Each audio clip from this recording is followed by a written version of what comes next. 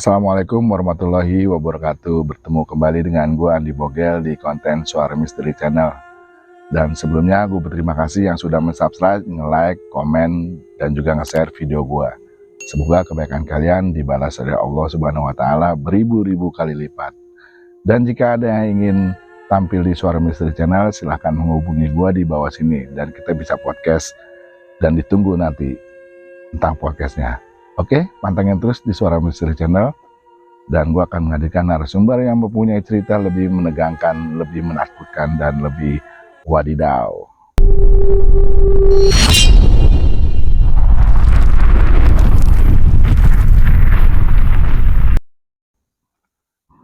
Dan di kali ini gue kedatangan salah satu narasumber gue yang mempunyai cerita tentang pengalaman waktu bekerja di bandara. Yuk sama-sama kita dengerin, kita kepoin kira-kira pengalaman apa yang ada di narasumber gue pada malam hari ini. Halo Po, dengan Po siapa? Dengan saya Maya. Dengan Po Maya. Ya Po, boleh Po, kira-kira pengalaman apa nih Po yang waktu di bandara kerja? Waktu itu sih saya lagi kerja. Kebetulan waktu itu lagi dapat shift malam. Itu pada tahun berapa? Pada tahun saya masuk di bandara itu tahun 2012. 2012 ya, 2012 saya masuk. Terus saya kedapat shift malam. Itu kebetulan saya lagi handle pesawat yang jurusannya Jakarta Ternate. Yang pesawatnya itu pakai pesawat kecil. Jadi cuman berapa penumpangnya cuman sedikit. Nah, jadi posisinya pesawat itu tuh lagi mau ditarik ke hanggar kan. Tegang juga nih. Aduh, malam mana gelap gitu kan. Jadi pas begitu pesawat ditarik, teknisi udah oncok masuk, tinggal kita siapin buat berangkat. Jadi saya pas masuk, kan posisi pesawat itu nggak ada apa-apa dong. Dari hanggar, kosong banget. Terus saya ngeliat kayak, kok ini berantakan banget gitu, oh belum diberesin kali ya. Jadi ketika saya lagi masuk, udah saya nyalain semua, bantu teknisinya, tadi saya panggil, masuk bersih. Awal masuk nggak ada apa-apa memang, ya kosong aja gitu. Terus tiba-tiba pas saya masuk kedua tuh, kok ada pramugari, tapi kok seragamnya gini gitu kan. Mungkin halusinasi doang kali gitu. Kok seragamnya beda gitu kan, diam aja duduk, tapi dia duduknya di main wheel, di pintu darurat, buat emergency landing. Jadi pas, terpulang, saya nggak mau, saya takut juga dong. Turun aja ke bawah, kenapa Mbak? Ini jam berapa sih emang sekarang gitu? Emang flight jam berapa ya? Saya bilang gitu. Flight kan kalau 0025 Pak, ini masih jam 11. Oh iya, kenapa Mbak tegang banget mukanya? Saya udah enggak, itu tadi di atas apa gue salah lihat ya? Coba diikut ya sini. Kayak ada pramugari tapi duduk aja, kan nggak mungkin ya dari hanggar. Tapi bajunya tuh baju lusuh gitu loh, kayak apa sih, baju pramugari tapi bukan yang model sekarang. Kan kita hafal ya seragamnya. Begitu saya masuk udah nggak ada. Dia duduk di main wheel aja tuh, duduk diam udah. Kita mau negor saya juga, dia nunduk aja gitu kan. Saya juga, wah tegang juga nih.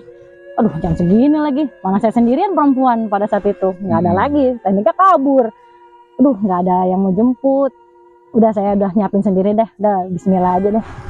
Tahu-tahu saya mau ke lavatory, mau pipis.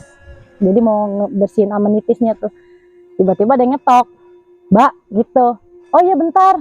Saya langsung buru-buru kan. Pas saya keluar nggak ada. Astagfirullah.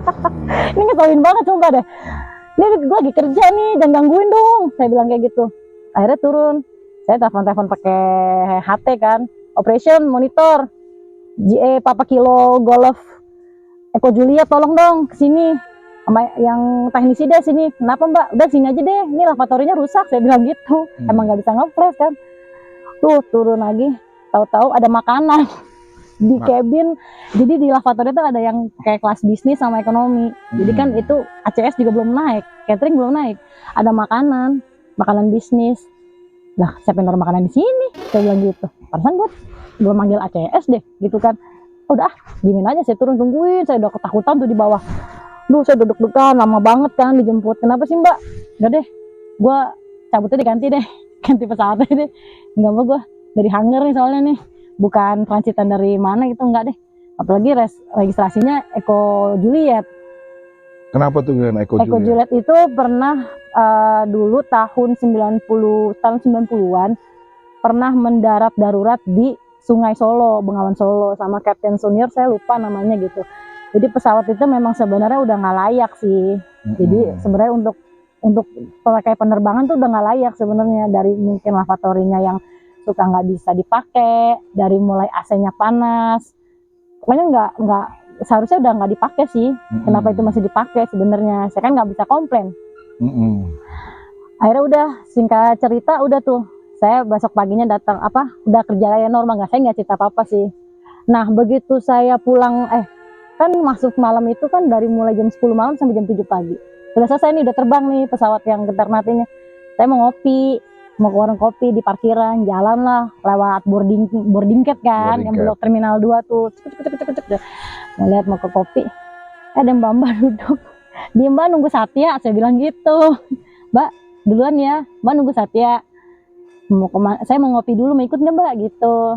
Pakai seragam kerja sama kayak saya, persis. Mbak mau ikut nggak? Mau nunggu Satya, mau pulang ya mbak? Diem aja mbaknya. Ini orang diem aja sih, males udah saya ngopi aja. Terus tiba-tiba orang yang yang satpam yang suka ada shuttle bus gratis tuh ngomong sama siapa mbak? Itu mbak judes banget deh pak, saya bilang. Saya tanya diem aja, saya tanya mbak nunggu Satya mau pulang. Gua ajak ngopi nggak mau, dia parah tuh dia. Ih, saya lihat dari tadi mbak ngomong sendiri. Mbak punya kelainan ya, saya dikata kelainan bu. Emang itu posisi jam berapa tuh mbak? Itu jam 2:30 pagi. Sorry banget ya, di dekat boarding gate. Saya pikir ini mau pulang ya kan, mau jalan ke situ yang mau keluar, deket arah check-in counter. Saya pikir dia mau keluar, makanya mbak yuk mbak, mau ngopi mbak, apa menunggu Satya situ aja mbak, bareng yuk, saya mau naik shuttle nih, mau ke parkiran. Saya bilang gitu. Orang mbak tadi ngomong sendiri. Aduh. Saya langsung diem tuh. Lo jangan ngerjain gue nih, 2:30 nih, jam kerja gue belum selesai. Saya bilang kayak gitu. Beneran mbak, udah deh yuk temenin deh pak, saya nggak jadi ke parkiran dah. Saya langsung ke operation aja, nunggu ACS dah. Nunggu pagi tuh udah nggak ngomong apa-apa tuh saya. Memang kalau di bandara itu mbak, memang sering terjadi hal seperti itu, ada makhluk sakral gitu. Kurang tahu sih, mungkin karena banyak insiden ya. Terutama kan ada pesawat singa tuh yang sering kejadian itu. Pesawat singa, pesawat apa tuh mbak? Lion. Lion kan sering insiden. Itu penumpang yang mungkin yang pernah jadi korbannya suka kadang berkeliaran juga. Mungkin ya, apa ngeganggu juga, nggak ngerti juga. Karena terlebih juga pesawat kargo juga ada aja. Entah tahu-tahu ada peti mayat. Diangkat kan nggak ada di list. Iya, meninggal di atas pesawat ya. Mungkin ya, apa meninggal karena jadi sempat captainnya juga nggak mau tanda tangan kalau bawa jenazah. Karena kan yang pihak kargonya nggak ada lisensinya. Saya ngadep captainnya, nggak mau dia. Harus ditanya jelas kalau bawa human remain gitu.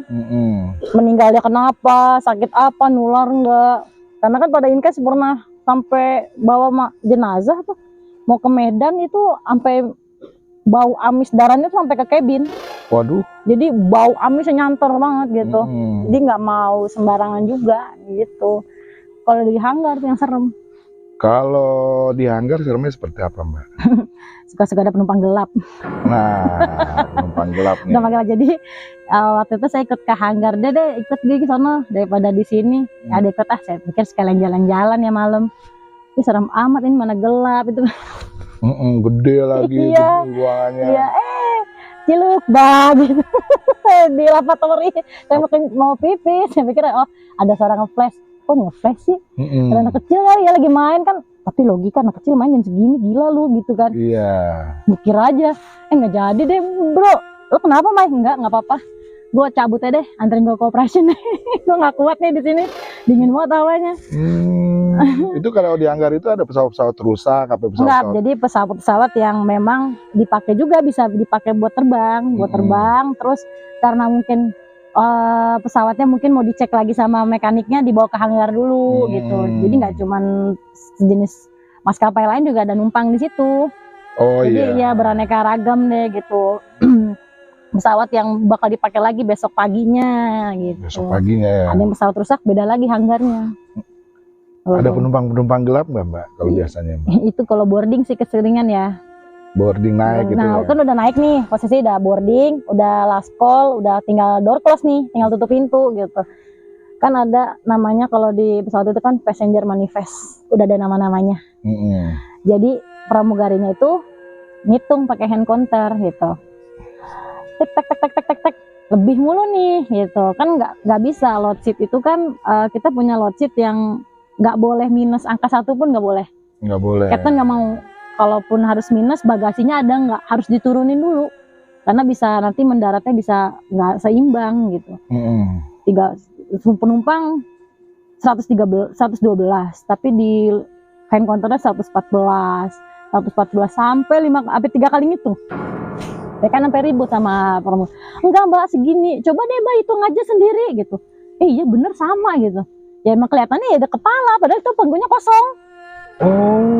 Jadi ya kan kalau pesawat itu kan kita pramugari kan diri ya, lihat kepalanya aja kan berarti kan gitu, kata gitu, hitung. Oh dihitung, saya pikir dihitungnya saat lagi naik dihitung. Nggak bisa. Jadi pas kita ngeyakinin karena bakal terbang kan, jadi dipastiin jumlah penumpangnya nggak ada minus. Betul. Karena keseringan minus 2 penumpang, yang 2 nggak go show nggak ada, go show terus dia punya bagasi nggak penumpang ini 2. Kalau punya bagasi kan harus diturunin, nggak bisa langsung terbang ke destinasi kan. Nah, jadi ya hitung kepala, ini kepala siapa nggak tahu yang dilihat itu. Saya sampai debat di kokpit kan, nggak bisa Cap. Ini ada penumpang. Ini si itu kayaknya nih Cap, saya bilang gitu. Yang suka nongol tuh kayaknya tuh, saya bilang gitu. ACS juga suka nyaksiin soalnya. Makanan lebih, dia nggak mau. Tapi itu bukan penumpangnya katanya. Itu biasanya perempuan apa laki kok? Campur. Oh campur. Ada anak kecil juga kadang. Oh, anak kecil. Mainin lavatory. Lavatory itu? Lagi boarding main lavatory. Ngeflashin toilet. Lavatory kan toilet kan. Di flash sampai diketok-ketok. Siapa dalam gitu. Nggak ada orang, tapi bunyi flash dari kamar mandi. Nah, sering tuh. Iya tuh. Itu tuh iseng tuh Pak. Gergetan ya. Sebel banget makanya. Tiap masuk malam tuh ada aja, ntar kopi. Ntar saya lagi tidur gitu di loker, kubrak tuh gitu. Bangku dijatuhin, loker pintu dijedar gitu. Kan kaget orang lagi tidur, orang kerjaan udah selesai, mau di mana lagi nunggunya, mana perempuan sendiri lagi. Wah, ya kan? Iseng juga ya Mbak. Iya. Kadang-kadang kalau di kantor suka diganggu. Toilet apalagi tuh, toilet penumpang. Oh, toilet penumpang. Iya. Digedor-gedor, kita lagi, bayangin kita lagi di kamar mandi, tiba-tiba digedor kencang, gimana perasaannya Pak? Kesel nggak? Tak dulu kan masih ada kamar mandi yang lain. Maaf apa dulu? Siapa sih ini ya? Digedor kan nggak risih juga ya, akhirnya buru-buru kan, keluar nggak ada orang. Tapi ada kakinya di bawah, pakai sepatu, kayak gedor, kayak orang mau buruan dong, gue pakai kamar mandi nih gitu. Tapi nggak ada orangnya pas saya keluar. Kan rese kan lagi kebelet tuh. Nah, yang begitu-gitu tuh foto yang dipastikan tuh makhluk astral. Saya deg-degan banget itu. Pagi itu kejadiannya jam 10. Saya lagi handle Cengkareng Jakarta Palembang itu. Belum boarding padahal pesawatnya udah ada. Belum boarding karena krunya belum datang. Saya ke toilet dulu bentar gitu. Kalau gitu Empu ngeceknya naik ke pesawat kan? Naik ke pesawat ikut, karena yang menentukan berangkat itu saya. Kan saya yang briefing pilotnya. Dia kan kalau mau terbang harus ada dokumen.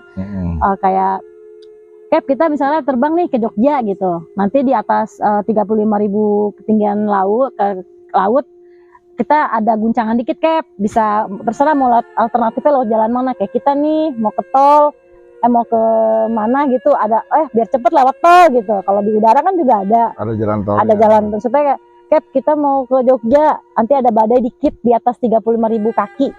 Mau lewat mana terserah, mau jalur yang lewat jalur yang ke arah Solo atau mau lewat yang mana terserah Cap. Kita ngasih pilihan ke dia mau lewat mana. Pokoknya nanti kita ada badai dikit deh gitu. Karena udah kontak sama tower ya kan. Saya udah kontak 1319 gitu. 1319 Papa Kilo Golf Mike Alpha already boarding gitu. Belum siap. Dia nanya, kenapa belum ready boarding? Biasa krunya belum on board. Belum on board, dia belum datang kayak gitu. Ada pramugari nyamar nih masuk kamar mandi. Wah. Lagi boarding tuh, kan sempit kan, pesawat itu kan sempit. Saya pikir itu pramugari yang mau emang on board kan, saya nggak apa, pramugari kan banyak. Mbak mau kemana? Ini udah mau dikit lagi udah siap ini Pak, udah penumpang udah habis di gate udah nggak ada. Gitu doang udah. Mbak mau kemana? Dia lari ke toilet. Saya pikir mau dandan kali. Mukanya pucat banget soalnya. Pakai seragamnya sama. Dia pakai mukanya pucat sama seragamnya. Saya pikir kan pramugari kan. Saya kan nggak kalau pesawat kecil kan krunya cuma 6. Cuma 6. Kokpit 2. Kadang ada yang training jadi 3. 3.6 lah. Kalau beda sama pesawat gede pasti 12 atau 11. kru awak kabinnya. Karena kan dia ada bisnis kelas sama first class. Nah, kalau ada pesawat yang maksudnya kecelakaan gitu, Po, kira-kira ada pramugari yang gentayangan nggak yang datang ke pesawat yang itu? Kata ada sih, tapi pakai seragam Adam Air. Oh. Jadi dia suka nongol di Terminal 1. Jadi kita tuh kalau suka tuh naik shuttle ya, naik shuttle, kadang naik angkot namanya Satya, mobilnya kayak Grand Max gitu, angkot, ada angkotnya. Nah kita turun di Terminal 1, kita mau naik yang dari mobil ini aja, apron, dari lapangan aja dah, ribet, nunggu lama kan, muter dulu. Jadi dia duduk di situ, dapat pakai seragam baju Adam Air yang dulu kejadian tragedi jatuhnya itu. Yang di mana? Saya kurang tahu tuh insidennya di mana tuh. Pokoknya dia pakai seragam Adam Air ya, jadi mungkin dia entah mungkin dia mencari jati diri dia, mungkin pernah merasa dia jadi kru di situ ya, dia berkelana di Terminal 1A sama 1B. Di antara Lion sama Sriwijaya. Oh di situ aja dia pindah-pindah. Iya di situ aja udah. Ya dia merasa mungkin gue habis terbang nih, bawa koper, pakaiannya pakaian Adam Air tapi pramugari Adam Air, jadi udah terkenal di bandara juga. Yang warna hijau itu ya? Kuning kalau nggak salah, kuning kayak rok kayak gitu. Ya dia berkeliarannya di situ aja udah. Jadi dia merasa gue udah masih terbang nih, gue bisa landing nih gitu. Jadi ya udah, bawa koper tetap ya kayak layak kru aja, kayak awak kabin aja gitu penampilannya. Tapi cuma dia seorang, nggak? Cuma dia seorang, karena kan yang mungkin nggak ngerti juga kan itu nggak ditemuin ya, cuma kepingan doang di laut. Waduh. Karena itu juga udah tutup juga maskapainya. Tutup juga. Tutup, ya, karena benar. Kan karena tragedi itu. Iya, akhirnya benar. Tutup. Itu terakhir tuh. Terakhir, iya. Makanya itu mungkin dia merasa kayaknya gue masih ada di sini gitu. Mungkin merasa masih landing kali, pas pesawat landing ada dia. Jam berapa aja, tapi malam dia biasanya. Malam. Karena dia kan kejadiannya pernah landing malam ya ke daerah timur kalau nggak salah, apa Makassar saya lupa deh. Tragedinya dari kisahnya yang pernah loket di situ, yang pernah kerja di Adam Air kayak gitu. Kan dia pindah ke Sriwijaya. Mbak itu emang suka duduk di situ Mbak. Ya dia merasa dia masih landing kali, dia masih jadi kru gitu. Jadi kayak masih gue belum mati nih gitu. Gue belum mati nih, gue masih landing, jadi masih pramugari gitu. Iya nongkrongnya di situ. Kalau nggak di situ di bawah yang biasa tempat air crew pada nungguin jemputan. Oh di bawah itu? Iya, di bawah khusus mobil jemputan buat awak kabin. Iya betul. Dia pasti duduknya di situ. Udah nggak heran sih ya. Kalau di bandara kita udah nggak heran. Ya udah jadi sehari-hari. Sehari-hari Mbak. Nggak tahu kalau sekarang kan udah ada Terminal 3. Ya sama aja sih Mbak, kalau namanya hantu mah pasti di situ aja, dia nggak pernah kemana-mana. Dia Terminal 1 sih nongkrongnya. Kalau pilot ada Mbak? Pilot. Aduh pilot itu tuh China Airlines. Jadi dia saya nggak tahu tuh pilotnya udah gimana ya. Saya nanya orang kan beda ya, beda server. Itu kan pesawat asing. Saya bilang itu ganteng amat pilotnya, saya bilang gitu, gagah gitu. Masuk dia masuk ke mana gitu. Saya kan ngikut di belakangnya dia tuh, kan saya di Terminal 2 juga, tapi kan dia di D ya, saya di 2E. Jadi dia jalan. Saya pikir mau masuk operation, saya bilang sama petugas saya, itu pilot ganteng banget sih, kenalin dong, China Airlines ya, kita kayaknya seragam CI deh. Iya, yang mana Mai? Gitu, yang tadi masuk ke ruang operation. Dia masuk kan ke ruang operation, nggak ada pilot, mana ada pilot mampir ke sini, dia mah udah punya FO sendiri. Astaga. Ganteng orangnya, bukan kayak setan malah. Iya. Jadi kayak manusia biasa, normal lagi gitu dorong koper, iya, udah pakai topi pilotnya. Saya pikir mau masuk operation, harus saya kenalin lu, ganteng banget sih, saya bilang gitu. Yang mana sih Mai? Itu yang tadi masuk operation. Setahu gua CI captainnya nggak pernah briefing di sini.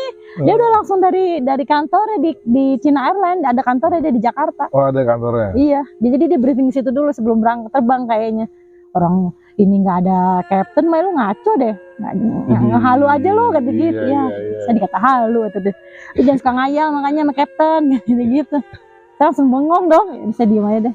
Tapi emang cakep sih, captainnya cakep banget. Ada maskapai yang udah terkenal gitu, apa ininya, pesawat itu angker gitu. Ada aja gitu yang nongol, pramugarinya tuh keluar dari, kan saya ngitungin ya. Oh, keren ya jadi pramugari, enak kali ya.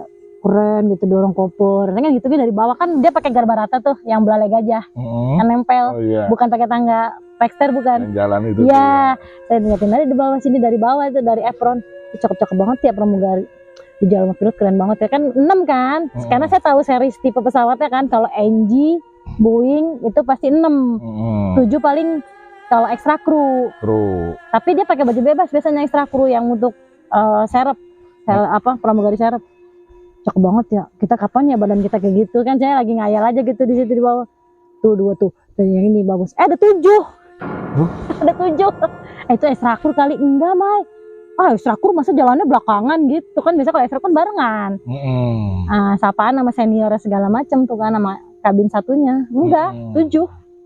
Salah ngitung lu, Mai. Enggak, lu hitung lagi deh. 7 lu lihat itu tuh. Itu kan dari kaca kelihatan jelas banget itu 7 lu hitung. 7 itu siapa 7? Ya cabut lah. Itu udah pasti tahu ya kita. Iya, Lion sih yang suka nyamar-nyamar, banyak kan Lion, Pak. Karena kan yang kejadian banyak kan Lion. Ada yang jatuh, ada yang bangkainya nggak ditemuin, ada yang terbang dari Bali. Dari Bali ke Jakarta ya, dia mungkin berasa masih kayak Adam Air itu kali, masih berasa gue di landing. Gue masih jadi pramugari, lo ngapain sih gitu kayaknya. Padahal sih udah menjadi. Ya lu dan tahu di alam mana nggak tahu deh. Dengan gitu. Jadi merasa gitu ya.